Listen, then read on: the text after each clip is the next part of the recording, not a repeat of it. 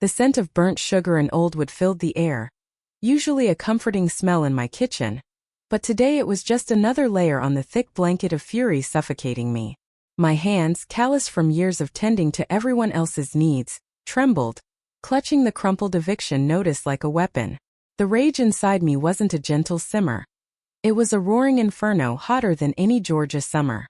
I stared at the closed door of the living room, where I knew they were gathered, their hushed whispers like the buzzing of flies around something rotten. They thought I was an old woman, frail and easily dismissed, a relic to be cleared out.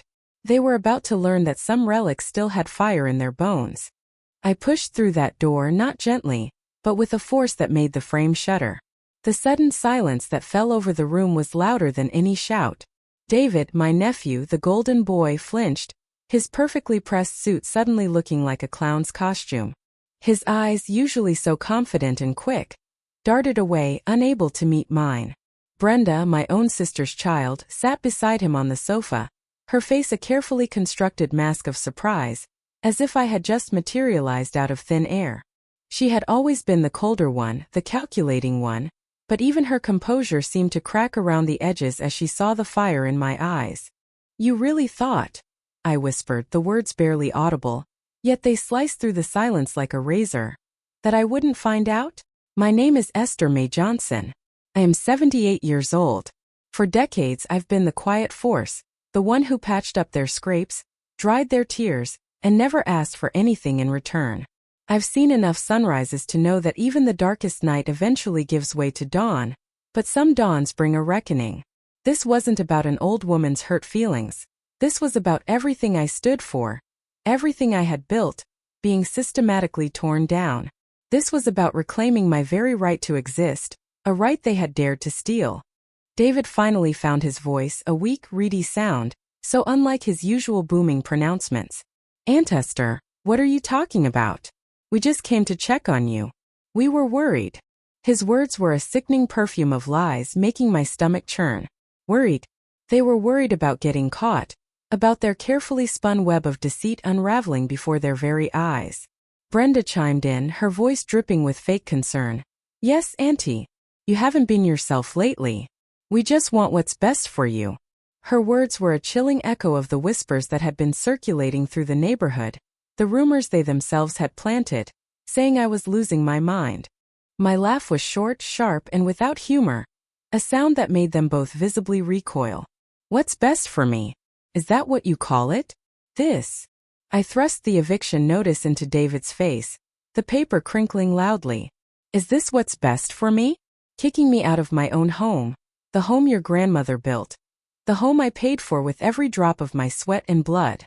My voice was rising now, no longer a whisper, but a steady, simmering roar that vibrated through the room, shaking the very foundations of their comfortable lies. David stammered. "Aunt Esther, there's been a misunderstanding. This is just a formality." "A formality? My home, my sanctuary, my last piece of security was a formality?"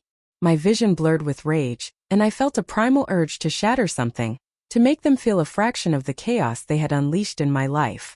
Brenda, ever the colder one, tried to intervene. "Auntie, please calm down. You're not well. Let's talk about this later, when you're thinking clearly." Her tone was condescending, patronizing, as if I were a child throwing a tantrum. "Thinking clearly?" I stepped closer, my voice low and dangerous. "Oh, I'm thinking very clearly, Brenda. Clearer than I've ever thought in my life." My eyes bore into hers, trying to pierce through the facade she had so carefully constructed. "I'm thinking about how I waited all day for you to pick me up for that family trip. The one you promised would take me to see the ocean. I packed my small bag, excited like a foolish old woman. And you never came. Not a call, not a text. Just silence. And then a phone call from a kind neighbor, a whisper of a rumor, and the pieces started to fall into place. I paced the small space in front of them, my anger giving me a strength I hadn't known I possessed. "You didn't forget me. You deliberately left me behind. Not just for a trip, but for good. You moved, changed addresses, took my mail, rerouted my social security checks, and even started selling off my property piece by piece. My house, my legacy, my entire life was being dismantled while I sat waiting on the porch like a forgotten child." The words tumbled out, each one a sharp stone hurled at their guilt. My breath came in ragged gasps, but I refused to let it stop me. David finally stood up, his face pale, his hands nervously smoothing his expensive shirt. "Aunt Esther, you don't understand. Things are complicated. We were trying to protect you. There were debts, legal issues." I cut him off, my voice sharp, cutting through his pathetic excuses. "Debts? Legal issues? The only debts were the ones you ran up, David. The only legal issues were the ones you created when you forged my signature, when you stole my identity, when you tried to erase me from existence." The sheer audacity of his lies fueled my fury, pushing me to the brink. Brenda stood too, her face now a mask of cold anger rather than feigned concern. "How dare you accuse us of such things? We have done nothing but try to help you." Her voice was shrill, finally cracking under the pressure. Help. Their help was a slow, agonizing poison, designed to strip me bare and leave me with nothing. I took another step forward, my body trembling, not from weakness, but from the raw power coursing through me. I was a storm gathering, ready to unleash years of unspoken hurt and silent sacrifice. "Help!" I echoed, my voice dripping with disdain. "You stripped me bare. You picked over my life like vultures, thinking I wouldn't notice the bones you left behind." My gaze swept between them, holding each of them accountable for their part in this cruel charade. "You thought I was too old, too slow, too simple to see what you were doing. You thought I would just wither away and disappear, making it easier for you to carve up what was mine." The injustice of it all, the sheer betrayal, was a physical weight in my chest, heavy and suffocating. David tried to appeal to my softer side. "Aunt Esther, please. Think about the family. We don't need this kind of drama. This will hurt everyone." Family. They had destroyed the very meaning of family for me. They had shown me that blood ties meant nothing when faced with the cold, hard gleam of money. My family was supposed to be my shield, my comfort, not the very hand that plunged the knife into my back. His words were a final insult, an attempt to manipulate me with the very bond they had shattered. "Hurt everyone?" I practically snarled the words. "You hurt me, David. You hurt the woman who sacrificed everything for you. You hurt the woman who loved you more than her own life." My voice cracked with the raw emotion, but I refused to break. This wasn't just about anger. It was about the profound pain of betrayal, the tearing apart of a trust that had been built over a lifetime. This was the moment I stopped being the quiet grandmother and became something else entirely. Brenda stepped forward, her eyes blazing, no longer bothering to hide her true feelings. "You're an old fool, Aunt Esther. Always living in the past. Always holding on to things that don't matter anymore. We're just moving forward, making smart decisions. Smart decisions that involve destroying an old woman's life, throwing her out of her home, leaving her with nothing." Her words hit me like a blow, but they also clarified everything. They truly believed they had done nothing wrong, that their greed was simply smart business. My eyes narrowed and a cold calm settled over me, chilling the fiery rage into something more precise, more dangerous. "An old fool, am I? We'll see who the fool is, Brenda. We'll see who holds on to what matters." My gaze lingered on them, a silent promise hanging in the air. They were caught and they knew it. But what they didn't know was how far I was willing to go to get back what was mine. They thought I was harmless. They were about to learn that a grandmother's love, once betrayed, can become a force of nature, a reckoning unlike any they could ever imagine. The silence was over. My quiet acceptance had ended. I was done staying silent. "Just wait until you see what happens next. You won't want to miss a second of this, so subscribe to my channel and hit that notification bell to stay tuned for what happens next." My life hadn't always been this raw nerve of betrayal, this burning fury that still vibrates in my bones. For most of my 78 years, I was the quiet anchor of our family, the one everyone came to for comfort, for advice, for a warm meal. You know the type, the one who always has an extra plate, a listening ear, never asking for anything in return. I was that person. I raised my sister's children, David and Brenda, after she passed too soon, and then their children after them. They were like my own, born from my heart if not my body. I poured every ounce of my being into them, sacrificing my own dreams, my own comfort, to ensure they had a chance at something better than what life had handed us. I worked 2, sometimes 3 jobs, cleaning houses, cooking for others, scrubbing floors until my back ached, Anything to keep a roof over our heads and food on the table. My hands, the same hands that now tremble with anger, were once calloused and rough from years of honest, grueling labor. I remember one brutal winter years ago when David got sick. He was just a small boy then, fragile and burning with fever. I sat by his bedside for a week straight, singing him lullabies, spoon-feeding him broth, praying over him until the fever finally broke. I didn't sleep, didn't eat properly, just stayed there, a silent vigil until he was well again. Brenda, always the sharp one, the smart one, needed new books for school, expensive ones that I couldn't really afford. But she was so bright, so eager to learn, and I believed in her. So I went without new shoes for a year, patching up my old, worn-out ones, just so she could have the best textbooks. I wore those shoes until they practically fell apart on my feet. Also, Brenda could have the tools to build a better future for herself. Those memories now felt like poison, twisting in my gut. Each act of kindness a cruel joke played on my trusting heart. How could the children I had nurtured, the ones I had sacrificed everything for, turn around and try to erase me? It was a pain sharper than any physical wound, a betrayal that cut deeper than any knife. I was always the one who stayed silent, who kept the peace, who swept problems under the rug for the sake of family harmony. When my beloved husband Thomas passed, leaving me a small inheritance in our humble home, I thought of it as a secure future. It wasn't a fortune, but it was enough for peace, enough for quiet dignity. I was practical, careful with money, and Thomas had taught me well. I trusted David, who had just finished college and seemed so capable, to help me manage my affairs, to deal with the confusing paperwork that came with being alone, to be my eyes and ears in a world that was becoming increasingly complicated and fast-paced for an old woman like me. He was so convincing, you see, so earnest. He'd sit at my kitchen table, sipping the sweet tea I made for him, talking about protecting me, making sure I was comfortable and secure in my golden years. He'd tell me, "Auntie, you've done so much for us. Let me take care of you now." And I believed him. I wanted to believe him. Brenda, on the other hand, was always more direct, always angling for something. I saw it then, small signs like the way she'd casually ask about my savings, or how quickly she'd dismiss my concerns about a strange bill or a missing document. I'd brushed it off as youthful ambition, never malice, never something so dark and calculated. I thought she was just trying to get ahead. My small, quiet life was built on trust, on the unspoken promise of family, on the idea that we would always look out for one another. I believed in the good in people, even when evidence suggested otherwise. I remember the day I signed over power of attorney to David, his hand warm and seemingly reassuring over mine as he guided my trembling fingers to the line.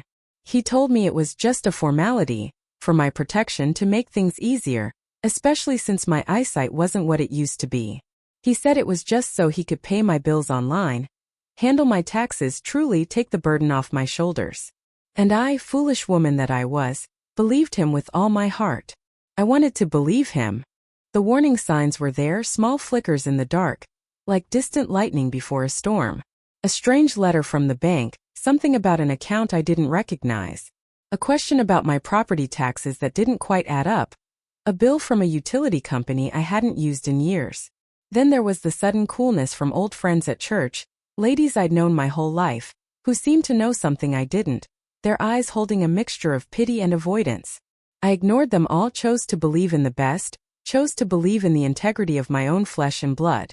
I dismissed the unease, the nagging feeling in my gut. That was my biggest mistake, the crack in the foundation that allowed their greed to seep in and poison everything. I recall a conversation with Mrs. Jenkins, my neighbor for over 40 years, a sharp woman who saw everything from behind her lace curtains. She mentioned seeing David's car at my house at odd hours, once even late at night, when he usually only visited in the daytime. She asked if everything was all right. And I, ever the peacekeeper, brushed it off, saying he was just helping with paperwork. I downplayed the growing sense of unease, rationalizing away every red flag. I told myself I was just being overly suspicious, an old woman imagining things. That was how deep their deception ran, how thoroughly they had managed to blind me with their seemingly loving care. But the most crushing blow was yet to come, the one that shattered any remaining illusion of their kindness. A few weeks before the trip, David and Brenda had visited, full of smiles and laughter. They brought me flowers, my favorite roses, and a small box of chocolates. We sat on this very porch talking about memories, about how much they loved me. David even pulled out old photo albums, pointing to pictures of him as a baby, me holding him, a tender scene. Brenda spoke about how much I meant to them, how I was the rock of the family. It was a performance so convincing, so heartbreakingly real, that it made me feel a warmth in my chest I hadn't felt in years. They told me about this wonderful grand family vacation they were planning, a surprise trip to the coast. Just what I needed, they said, a chance to relax and see the ocean again. Something I'd always longed for. They seemed so genuinely excited for me, making plans for my packing, talking about the fresh seafood we'd eat. I was ecstatic, filled with the joy I hadn't known since Thomas passed. I imagined the salty air, the sound of the waves, the quiet peace of it all. I believed it was their way of showing gratitude, of finally giving back a little of what I had given them. That day, sitting on my porch surrounded by their fake affection, was the happiest I had been in years. And that's why the sting of their final betrayal was so exquisitely cruel. Because that trip was never meant to happen for me. It was a cover story, a distraction, a way to keep me waiting while they executed the final stages of their plan. While I packed my small bag, humming a gospel hymn and dreaming of the ocean, they were packing their own bags, leaving town, and putting the final touches on selling my house out from under me. They were erasing me. And I was too busy believing in the goodness of their hearts, too busy basking in the warmth of their deceptive smiles, to see the icy cold truth staring me in the face. That was the personal realization I ignored, the warning sign I chose to overlook. My biggest mistake wasn't just trusting them. It was allowing myself to be so completely, utterly happy in the face of such deep, insidious evil. The shock of their betrayal, the cold, hard slap of reality, started to clear the fog from my mind. It wasn't just a simple misunderstanding, not just a few bad choices from my nephew and niece. No, this was something far bigger, more tangled, like a poisonous vine growing through the very roots of my family. The more I looked, the more I dug, the more layers of deceit peeled away, revealing a chilling truth. People I had trusted, people I had loved, were working against me, carefully, quietly, for a long, long time. My own cousin Sarah, the one I'd shared secrets with since childhood, the one who'd cried on my shoulder after her own mother passed, she was in on it. I found out later, piecing together whispers from the church ladies, those sweet, gossipy souls who missed nothing, and scraps of overheard conversations at the grocery store. Sarah had been feeding David information about my finances, about my routines, even about my health concerns. She knew exactly when I had doctor's appointments, when I was out of the house for prayer meetings.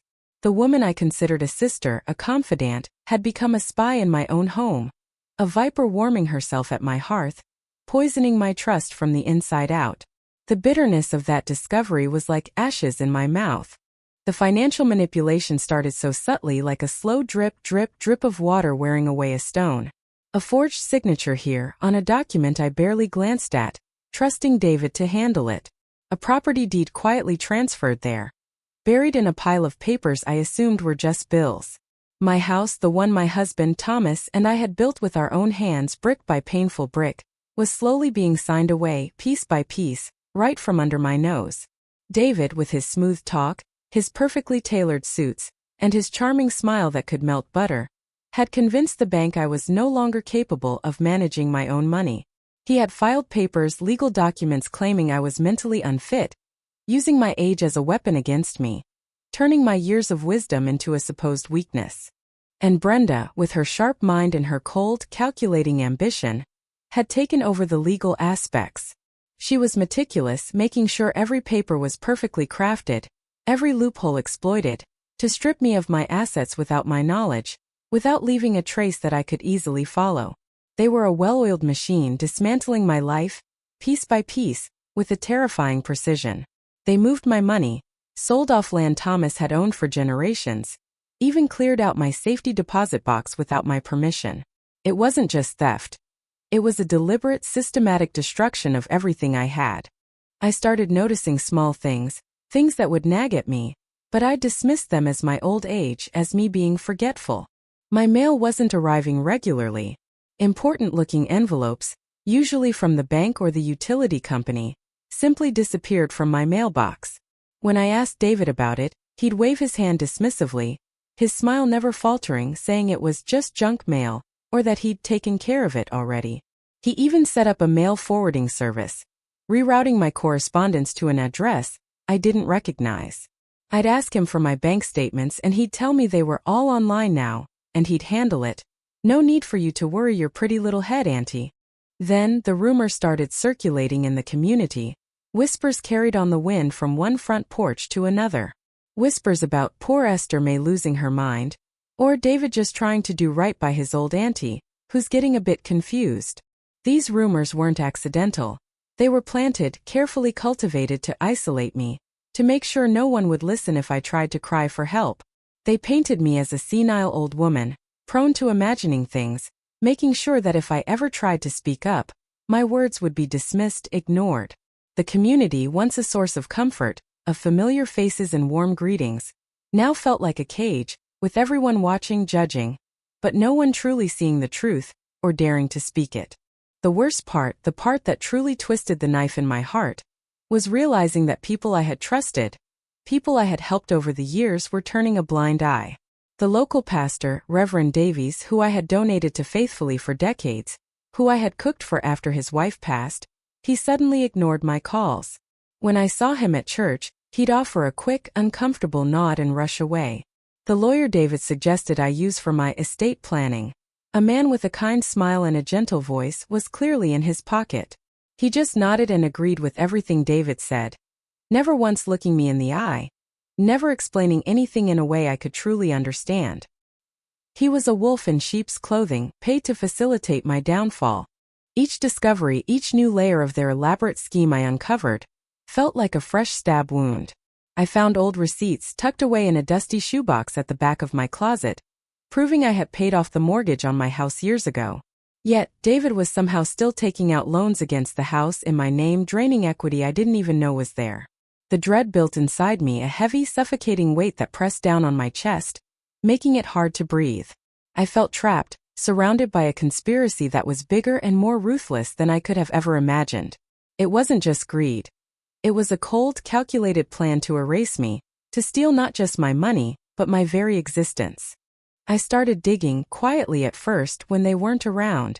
I looked for old papers, bank statements, anything that seemed out of place. My memory, which they said was failing, suddenly became sharper than ever, recalling every detail, every conversation, every suspicious glance. I remembered the odd questions Clara, my sickly niece, used to ask about my health insurance, about the value of my antique furniture. Her seemingly innocent comments now sounded like careful probing, gathering information for the bigger scheme. It was like putting together a shattered vase piece by painful piece, and seeing the ugly picture of what they had done. And then I found it. Hidden deep inside an old Bible, tucked away among pressed flowers from Thomas's funeral, was a carbon copy of his original will. The will I had seen, the one David and Brenda had shown me after his death, was different. This one, this faded, precious document, clearly stated that the house and all our land were to remain mine until my passing, and then be divided equally among all the grandchildren. The will they had presented to me and the family had a clause, slipped in almost invisibly, that gave David immediate control over the property if I was deemed incapable. It was their escape clause, their way to swoop in and take everything without waiting for me to pass. The realization hit me like a lightning bolt. They weren't just after my money, they were after Thomas's legacy, the very foundation of our family. They had manipulated his last wishes, twisted his love for his family into a weapon against me. That was the final unforgivable blow. My husband, my anchor, his memory had been desecrated, used in their cruel game. The fury that had been simmering inside me for days, for weeks, exploded into a blinding rage. It wasn't just about my suffering anymore. It was about avenging Thomas, about protecting what was rightfully ours. With each piece of the puzzle I unearthed, a new resolve hardened in my heart. They had mistaken my quiet nature for weakness. They had mistaken my patience for ignorance. They thought I was a gentle breeze. They were about to learn I was a hurricane. The silence was over. My quiet acceptance had ended. I was done staying silent, done being their victim. They had pushed me to the brink and now I was going to push back. They were about to learn that even a gentle soul, when pushed far enough, doesn't just fall. She rises with a fire they never imagined. a fire fueled by betrayal, grief, and an unshakable will to reclaim everything they tried to steal. My retribution was coming, and they wouldn't see it until it was right on their doorstep. The world I knew didn't just crumble. It shattered into a million sharp pieces, leaving me exposed and bleeding, picked clean by the very hands I had nourished. One brutal morning, I woke up to a harsh pounding on my front door. It wasn't the mailman or a friendly neighbor. It was a stern-faced sheriff holding a document, the words on it swirling before my eyes. An eviction notice. Not from a landlord but from David. The house, my home, the place where I had raised generations, where Thomas and I had shared every dream, every quiet moment, was no longer mine. They had sold it. Out from under me. While I slept soundly in my own bed, they had sealed my fate, making me a stranger in my own sanctuary. The shock was a physical blow, knocking the air from my lungs. My knees buckled and I gripped the doorframe, struggling to stay upright. My savings, my carefully managed nest egg. The money Thomas and I had worked so hard to put aside for our old age, it had vanished. My bank account, which I had believed held enough for my comfort, was almost empty. All those years of work, of sacrifice, of doing without so they could have everything, reduced to nothing. I stood there, stunned, watching as the sheriff's deputies, their faces grim, began to clear out my belongings, packing them into boxes, marking them for disposal. My life neatly catalogued and cast aside like trash. I walked the streets with nowhere to go. A hollow ache in my chest that no amount of prayer could fill. The familiar faces I passed, the ones who used to greet me with warmth and respect, now looked away, their gazes sliding past me, or offered quick, pitying glances that felt like daggers. Shame, hot and bitter, washed over me, a taste worse than gall in my mouth. I felt stripped bare, not just of my possessions but of my dignity, my very identity. My name, Esther Mae Johnson, felt like a hollow shell, echoing with emptiness. I wandered aimlessly, the sun beating down, until I could walk no more, collapsing onto a cold, hard park bench, the rough concrete seeping into my bones. There, under the indifferent gaze of strangers, I finally broke. Tears, hot and endless, streamed down my face, mingling with the sweat and dust. I cried for my beloved Thomas, for my lost sister, for the innocent, trusting woman I used to be. I cried for every sacrifice, every act of kindness that had been thrown back in my face. I questioned everything. My judgment, my worth, my very existence. Was I truly so foolish, so blind, so deserving of this crushing betrayal? The thought was a poison, seeping into every part of me, convincing me that I was nothing, that I had been nothing but a pawn in their cruel, greedy game. The despair was a heavy blanket, suffocating me. My body began to protest. The stress, the heartbreak, the constant fear of what would happen next, all took their toll. My joints, already stiff with age, screamed with pain. My breath came in ragged, shallow gasps, and the simple act of standing felt like climbing a mountain. I was alone, truly, utterly alone, in a world that had suddenly turned hostile. My cell phone, the one David had insisted I get for emergencies, was useless. He had even disconnected my service. I couldn't call anyone, not a friend, not a church member. I was adrift, a lonely ship sinking in a storm. But then, when I thought there was truly no hope left, a small, unexpected kindness pierced through the darkness. Mrs. Henderson, a sweet, elderly lady from 2 streets over, someone I knew mostly from church and grocery store aisles, found me on that park bench. She didn't offer pity. She offered something far more precious. She saw my pain, not just my old age. She saw the shock in my eyes, not just the tears. She gently took my arm, her touch soft yet firm, and led me away, not to question but simply to care. She didn't ask 1,000 questions. She just offered a warm cup of tea and a quiet place to rest in her small, cluttered kitchen. The scent of her homemade biscuits, the gentle tick-tock of her old clock, the quiet hum of her refrigerator.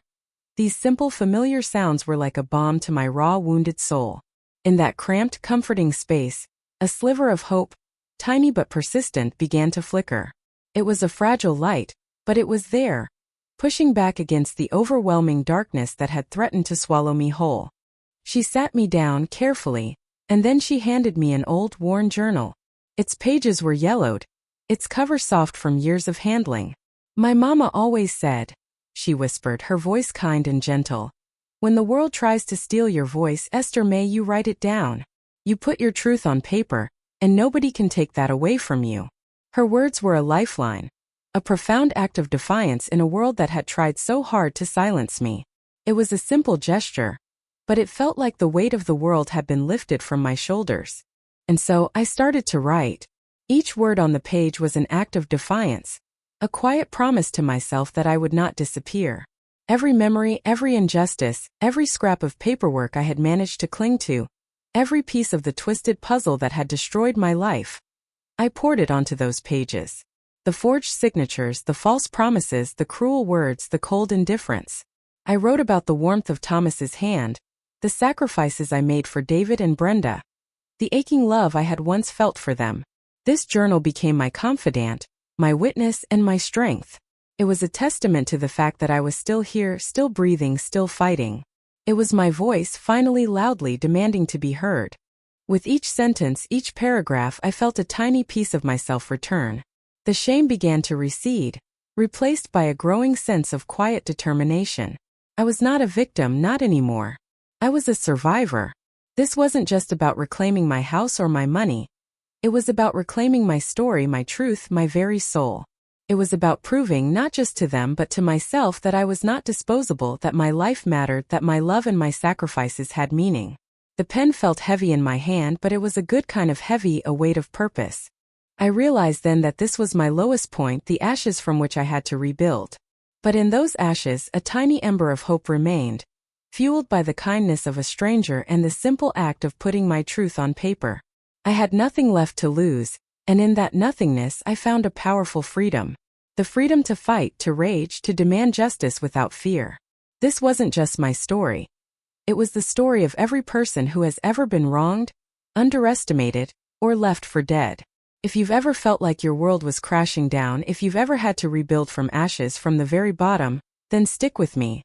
Because this is where my story truly begins, where the quiet grandmother finds her roar. And you'll want to see how I rose from this. You'll want to see what happens when a survivor decides to fight back. The journal became my lifeline, a quiet companion in the lonely hours, a place where the scattered, broken fragments of my life could finally be pieced back together.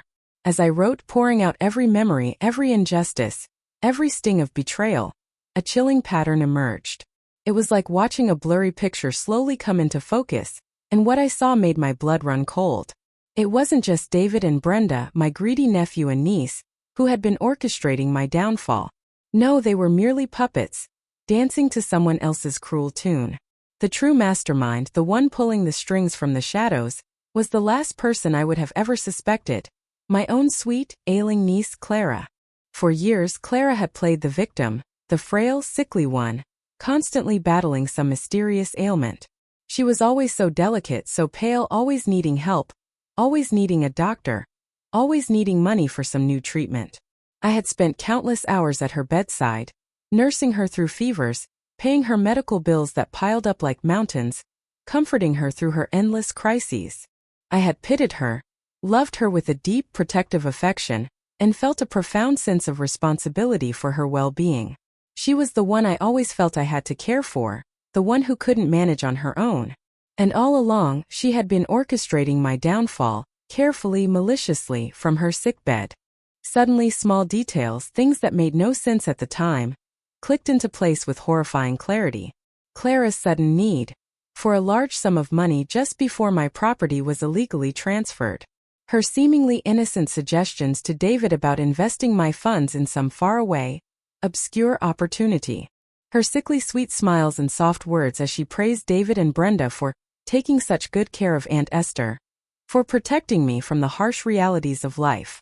It was all a performance, a masterful deception, an Oscar-winning act of vulnerability designed to keep me close, to keep me trusting while she plotted my ruin.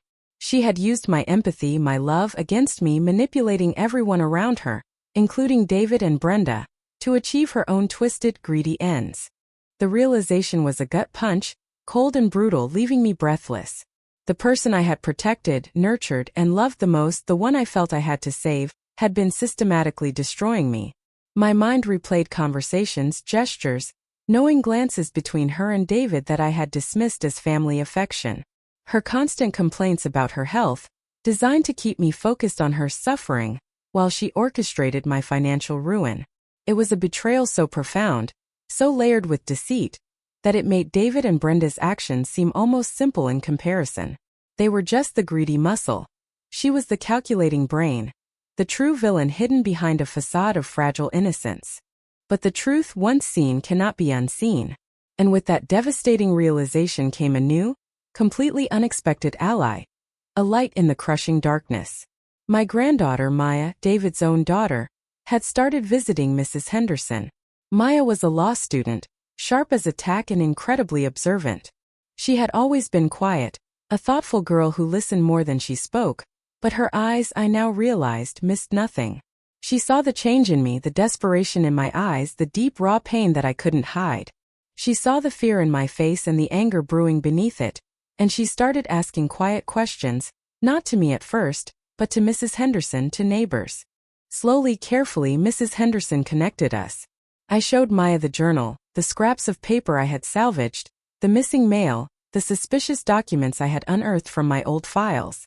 Maya's face, usually so composed, hardened with a quiet fury as she read my words, as she saw the proof of the intricate web of lies. She looked at the forged signatures, the false medical reports, the evidence of Clara's manipulation of her own father, David. It was personal for her now, too, seeing her grandmother so utterly betrayed, and her own father so foolishly manipulated. Maya, with her brilliant legal mind and a fierce sense of justice, began to investigate. She used her knowledge, her university resources, to untangle the impossible web of deceit. She found the forged documents in the public records, the shell corporations Clara had set up, the hidden bank accounts, the trail of money leading right back to Clara's medical expenses, and then to a luxurious new lifestyle she had been secretly funding. She found the false reports of my mental incompetence, signed by a doctor Clara had secretly paid off. Each discovery was a nail in their coffin, and a spark in my soul. Maya didn't just bring me information. She brought me a new sense of purpose, a renewed fire that burned away the last vestiges of despair. We started meeting in secret like generals preparing for battle, going over every detail, every piece of evidence, every possible legal move. I was no longer the victim, the shattered grandmother weeping on a park bench. I was a survivor, a strategist fueled not by blind rage, but by a clear, unyielding desire for justice, for truth. My voice, once silenced by sorrow and shame, now rang with quiet authority, filled with an unshakable resolve. I had been underestimated for too long. They had built their entire house of cards on my grave, believing I would simply lie down and die. They were about to learn that this old grandmother still had a few tricks up her sleeve, that she still had fight left in her, a fight they never saw coming. The years of quiet observation, of listening, of understanding human nature, had armed me in ways they couldn't possibly comprehend. I had seen their weaknesses, their arrogance, their fatal flaws. I knew how they thought, how they operated because I had loved them, had raised them. And now that intimate knowledge was my weapon. I was preparing for justice, not out of petty revenge, but out of a fierce, unshakable clarity that what they did was wrong, fundamentally, morally wrong. The fear, the helplessness, the shame, it all melted away, replaced by a steely determination. I looked at the piles of evidence Maya had gathered, the neatly organized files, the legal strategies she had meticulously planned. This wasn't just about getting my house back or my money. It was about proving a point. It was about showing them that you don't discard human beings like old trash. You don't steal a life built on love and sacrifice and expect to get away with it. I was no longer the victim. I was coming for what was mine, and I was going to take it back with dignity and strength. There was a moment, a specific moment, when everything shifted. Maya had just shown me a bank statement proving a massive transfer from my savings to an account under Clara's control, labeled Medical Research Fund. My blood ran cold, but then something else happened. A quiet surge of power, a sense of absolute certainty. It wasn't about fury anymore. It was about focused purpose. I looked at Maya, my brilliant granddaughter, her face resolute, and I knew. We would fight. And we would win. I was ready to walk into any courtroom, face any challenge, confront any lie. The meek, gentle Esther May was gone. A stronger, fiercer woman stood in her place, ready to make them pay for every tear, every betrayal, every single moment of pain. The game had changed, and this time I was playing to win. With Maya by my side, the tide began to turn, slowly at first, then with a powerful rush that swept away their flimsy excuses and their carefully built walls of lies. We moved methodically like skilled surgeons, cutting away the rot that had festered in my life for far too long. There was no wild screaming, no theatrical outbursts from me. Just a quiet, focused determination that felt more dangerous than any shout. They had underestimated me once, but they wouldn't make that mistake again. This was a war, and we were coming for them, not with guns but with truth and legal papers. First came the legal wins, the cold, hard blows in the courtroom that stripped away their power piece by piece. Maya, with her sharp mind and her relentless spirit, had unearthed enough evidence to bury them. The forged documents, the fraudulent property transfers, the fake medical reports claiming my incompetence. It was all laid bare in court for everyone to see. David, once so confident, so charming, withered under the harsh glare of the judge's questions, shrinking in his expensive suit. His smooth talk evaporated, replaced by a desperate, stammering defensiveness that made him look small and pathetic. He tried to deny, to backtrack, but the proof was overwhelming, meticulously gathered by Maya. The legal system, slow as it might be, was finally moving in my favor. Then came the financial reckoning, the part that truly hit them where it hurt the most. Maya, like a bloodhound, traced my stolen funds through a dizzying maze of hidden accounts and offshore shell companies that Clara had so cleverly set up. It was a complex web designed to hide their tracks, but Maya was relentless, sniffing out every last cent of my money, every single dollar they had siphoned away from me. We secured a freezing order on their assets, stopping their illegal transactions dead in their tracks. The look on Brenda's face when her bank accounts were suddenly inaccessible, when her credit cards were declined, was priceless. Her perfectly composed mask, the one she wore so proudly, finally cracked, revealing the raw, ugly fear beneath. They had played a greedy game of chess, thinking I was just a powerless pawn. They were about to learn I was the queen, and I was about to checkmate their entire existence. But it wasn't just about money or legal victories, as satisfying as those were. No, this was about something far deeper. It was about public exposure, about reclaiming my name and my truth in the community they had poisoned against me. Maya, with her brilliant strategic mind, orchestrated a discreet but incredibly powerful campaign. We didn't shout from the rooftops or spread gossip. Instead, we quietly shared snippets of the undeniable evidence with key figures in our community. The church elders, respected business owners, the very people whose opinions truly mattered. The whispers they had planted about poor Esther May losing her mind were slowly, surely replaced by shocked murmurs of their treachery, of their unimaginable greed. The social shame, a powerful and ancient tool in our close-knit community, began to weigh heavily on them, a suffocating blanket they couldn't escape. They were shunned at church functions, their calls went unanswered by former friends, and the polite smiles they once received turned cold, replaced by stares of disgust and disapproval. David, always so image-conscious, started to crack under the immense pressure. He lost weight, his eyes became haunted dark circles painting a clear picture of his sleepless nights. His once booming voice was reduced to a nervous stammer, and he avoided public places, knowing the judging eyes would follow him. His pride, the thing he valued most, was being systematically dismantled. Brenda, the stoic, iron-willed one, fared no better. She started snapping at everyone, her carefully constructed facade crumbling bit by bit, revealing the frantic, trapped animal beneath. Her perfect hair became disheveled. Her expensive clothes seemed to hang awkwardly on her shrinking frame. The women in her bridge club, once her closest confidants, stopped inviting her, and her social calendar, once packed, became eerily empty. It was a slow, agonizing descent into isolation, a direct consequence of her own cruel actions. They were facing realistic consequences, not just legal ones, but social and emotional ones that cut to their very core. It was gritty, it was real, and it was deeply, profoundly satisfying to watch. Even Clara, the supposed sickly mastermind, began to show cracks in her delicate, sweet demeanor. Her illnesses seemed to worsen under the strain of exposure, her constant need for attention now tinged with genuine panic. She called me once, her voice weak and whiny, begging me to make it stop, to forgive them. But there was no real regret in her voice, only fear of being caught, fear of facing the consequences. I listened calmly, then simply hung up. The time for forgiveness, for mercy, had long passed. They had chosen their path and now they had to walk it, every painful step. The confrontation that followed, while not physical, was a clash of wills that felt more intense than any brawl. David cornered me after a Sunday service, his eyes desperate, his face drawn.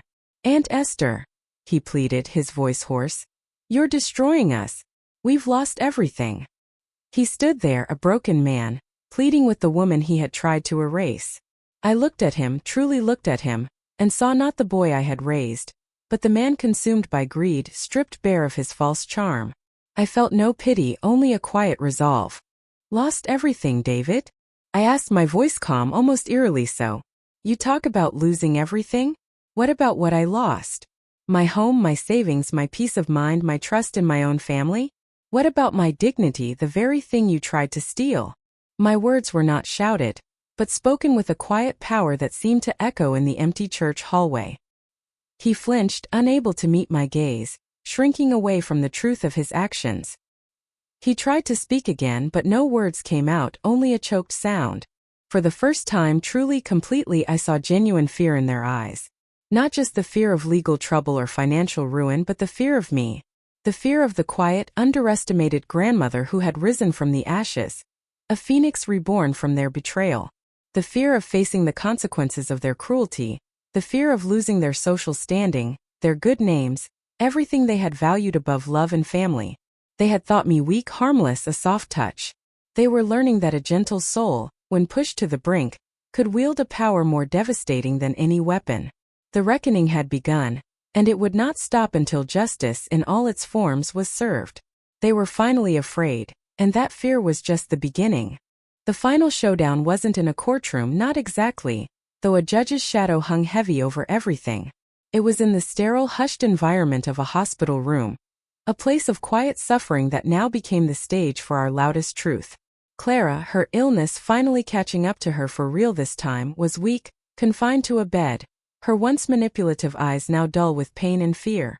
Her carefully constructed world, built on my ruin, was collapsing around her, just like the doctors said her body was doing. It was a family reunion of sorts, but one stripped bare of any pretense of affection, only the raw, ugly truth laid out for all to see. David and Brenda were there too, looking haggard and defeated, their faces pale and drawn. David's expensive suit looked wrinkled and cheap on his shrinking frame, and Brenda, usually so perfectly put together, had strands of hair escaping her once neat bun. They sat slumped in uncomfortable chairs, avoiding my gaze, avoiding each other's. Maya stood by my side, a silent, unwavering pillar of strength, her presence alone a powerful statement. The air was thick with unspoken accusations, with years of buried secrets waiting to erupt, a heavy tension that pressed down on us all. I walked to Clara's bedside, my steps slow but steady, each one measured, deliberate. There was no trembling in my hands now, no uncertainty in my gaze. My voice, though soft, carried the immense weight of years of suffering, now transformed into an unshakable resolve. It was the voice of a woman who had faced death and betrayal and emerged, not broken but whole and powerful. "Clara," I began, my voice clear in the quiet room, "we need to talk about the will. Thomas's will." Her eyes, once so manipulative, flickered with a raw panic, a desperate fear of being exposed. She tried to pull the thin hospital blanket higher, as if it could hide her from the truth. I didn't shout, I didn't gloat. Instead, I laid out the evidence, not with fury, but with calm, factual precision, Maya handing me the documents one by one. The forged signatures on my husband's original will, the subtle changes that gave Clara and David control over everything, the secret trust funds Clara had created in her own name, funneling money away from the rightful heirs, the detailed plan to declare me mentally incompetent and seize all my assets. Every single truth, every single lie, every single stolen penny was laid bare, item by item. I simply stated the facts, letting the devastating weight of their actions speak for themselves, letting the cold, hard reality of their betrayal sink in. David, unable to bear the truth being spoken aloud, mumbled excuses, trying desperately to shift the blame onto Clara, onto circumstances, onto anything but himself. "Aunt Esther, it wasn't all like that. Clara," she pressured us. She said it was the only way. His words were hollow, without conviction, like dry leaves rattling in the wind. He was trying to escape to make himself seem less guilty, but his guilt hung around him like a thick cloud. Brenda, usually so poised, so cold, broke down. Tears streamed silently down her face as the shame of her actions, the full, crushing weight of what she had done, finally overwhelmed her. She looked utterly broken, her carefully constructed world shattered around her. But it was Clara's reaction that truly marked the complete and utter reversal of power. Her face, usually so pale and drawn, flushed with a mixture of impotent rage and stark terror.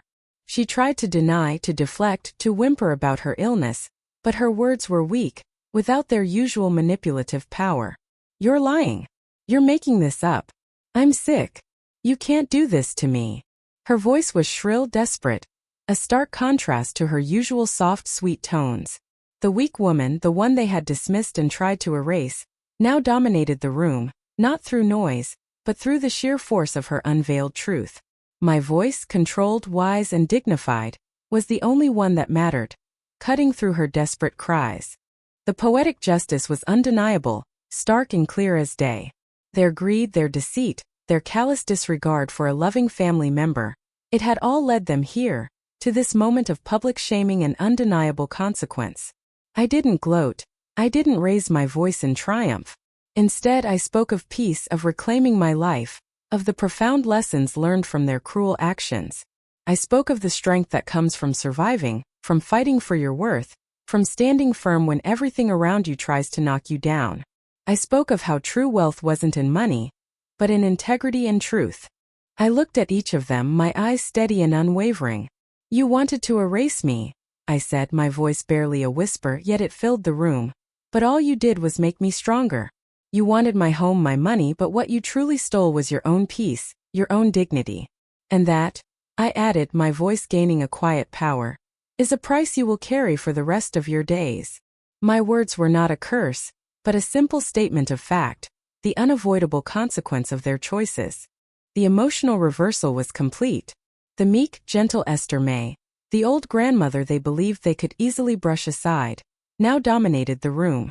My presence alone filled the space, a quiet force that left them shrinking, defeated, unable to meet my gaze. The power once theirs now flowed through me, a current of hard-won strength and undeniable truth. I had given them every chance, every piece of my love, and they had repaid it with betrayal. Now the debt was due. As I turned to leave that sterile room, I felt lighter, unburdened by the crushing weight of their betrayal. I had walked in a victim, battered and bruised by their cruelty, but I walked out a victor, head held high. Stronger, yes, and perhaps a little more alone in some ways, having shed the illusion of a loving family, but finally truly free. The air outside the hospital felt clean, crisp, and full of the promise of a future that was finally truly my own. A future I would build on my own terms, with dignity and purpose. I left them to face their broken reflections, their shattered dreams of ill-gotten gains, knowing that their punishment was already in their hearts and minds. The chapter of their control was closed, and a new one, filled with my own strength and freedom, was just beginning. Years have passed since that day in the hospital room, since I laid bare their lies and reclaimed my truth.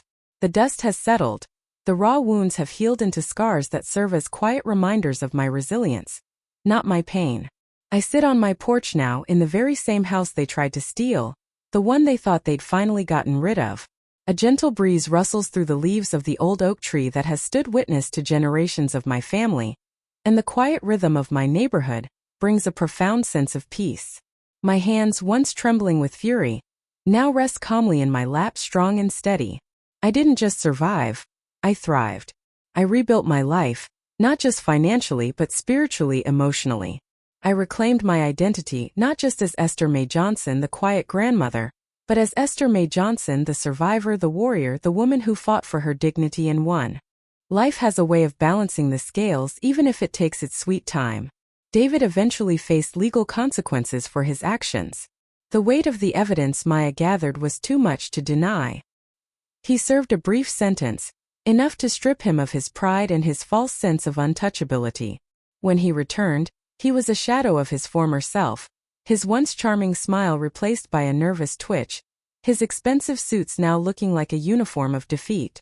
He reached out to me once, a hesitant, mumbled apology on the phone, full of hollow words about making amends. I listened, I acknowledged it, but I didn't invite him back into my life.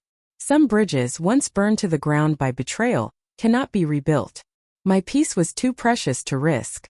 Brenda, consumed by shame and regret, couldn't bear to face the community she had so thoroughly betrayed. She sold her belongings and moved away, seeking a fresh start somewhere far from the judging eyes and the whispers of her misdeeds. I hear she's found some quiet peace working a simple job, but the scars of her choices will always remain, etched into her soul. She chose greed over family, and that choice left her isolated, with only her conscience for company. And Clara? The true architect of my suffering. Her health continued to decline rapidly after the truth came out. She withered away in that hospital, clinging to her lies until the very end, refusing to acknowledge the pain she had caused. There was no redemption for her, only the quiet, lonely consequences of her actions, a life lost to bitterness and unrepentant greed. Sometimes the universe delivers its own justice, a fate worse than any prison. But not all stories end in isolation. Maya, my brilliant granddaughter, truly became a force for good. She graduated top of her class and became a successful lawyer, dedicating her life to fighting for the vulnerable, for those who, like me, had been underestimated and taken advantage of. She often visits, and our bond is stronger than ever, forged in the fires of shared struggle and hard-won victory. She is a testament to the fact that even in the darkest moments, true allies can emerge from the most unexpected places, bringing light and hope when you need it most. My local church community, once wary, now sees me as a symbol of strength, a living testament to faith and resilience. They welcome me with open arms, their smiles genuine, their respect earned. I speak to groups sometimes, mostly at community centers or church gatherings, sharing my story, not for pity but for power. My theme is always the same. Survival isn't just about living. It's about choosing your worth every single day. It's about not letting anyone, no matter how close, define you or diminish you. It's about standing in your truth, even when the world tries to bury you under a mountain of lies. I tell them about the park bench, about Mrs. Henderson's kindness, about the journal that became my voice. I tell them that sometimes, your greatest pain can become your greatest power. The path to reclaiming my life was long, arduous, and filled with tears and profound pain. But every step, every quiet battle, every moment of defiance was worth it. Because I am here. I am whole. And I am free. My home is my sanctuary again, filled not with ghosts of betrayal, but with the quiet hum of peace and the vibrant laughter of those who truly love me. I have learned that even when everything is stripped away, the one thing no one can ever take from you is your spirit, your will to rise. That, my dear friend, is the true inheritance. If you're a survivor, if you've ever had to fight for your peace, for your dignity, for your very right to exist, then know this: your story matters. It holds power. Don't let anyone erase you. Find your voice, no matter how quiet it starts, and let it roar. Your strength, your journey, your triumph. It all matters more than you can ever imagine. Subscribe now to my channel. Share your own story in the comments below. And join a community of powerful survivors. Let's stand together.